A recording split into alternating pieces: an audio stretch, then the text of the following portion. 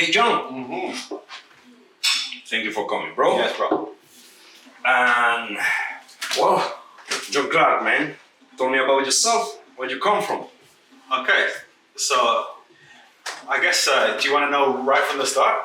Right from the start, would you be like, where everything started with the music, creativity, projects?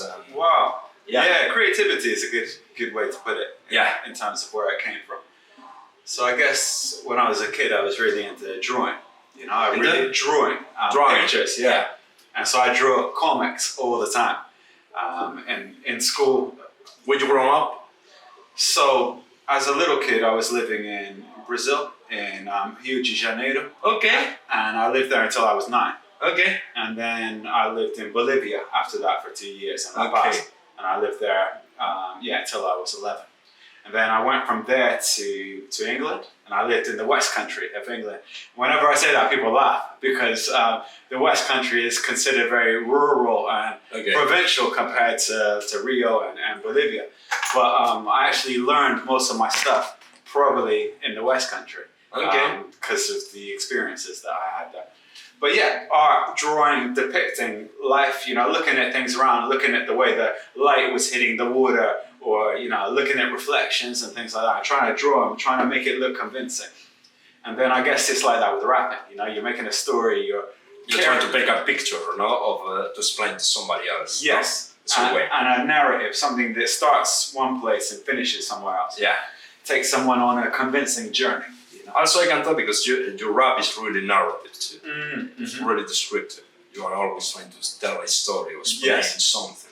Other people take another approach, like myself. I go more random concepts, and then I try to structure a flow, a melody, or something like that, instead of trying to show somebody like a picture or a landscape. You are really descriptive in your craft. Yeah, I guess it's interesting because I'm drawn to imagery and I guess things that I can feel like a cinema where it feels visual in some sense. But I get visuals when you're spitting, you know, when you're freestyling.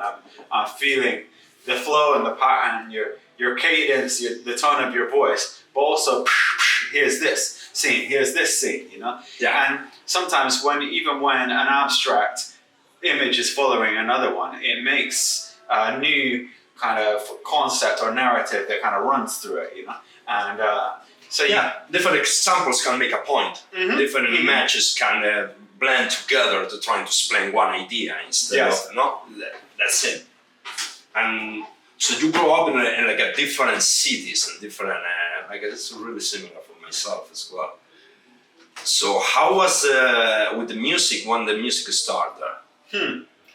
So I guess I've always been nuts for music since I was a kid. My dad when I was little, he used to play me stuff like Rick Wakeman. I don't know if you've heard of that before, but it's like psych rock type of stuff. Okay. So again, very visual, very narrative. You have this so it was King Arthur, you know, King Arthur. And so King Arthur, but as music, you know, and it's really like, boom. I ended up just sampling it a bunch, you know, and because it's hard, like the rhythms are really surprising, and especially you got these really moody little atmospheric bits, and just put a sub underneath it, and it sounds lit. I used it a bunch on my first album. I stopped sampling after a while. What was your first album? What age you had? When I released it, my working on. It took me so you're gonna laugh, but I started working on it when I was 19, right? Okay. I finished it when I was 30. Oh shit! And so when people talk about, you must have gone away and come back, I was like, nah. I was thinking very focused for this whole period of 11 years. I mean, if anybody else told me that, I would say that for sure. But knowing you, I think I get it. Yeah, totally.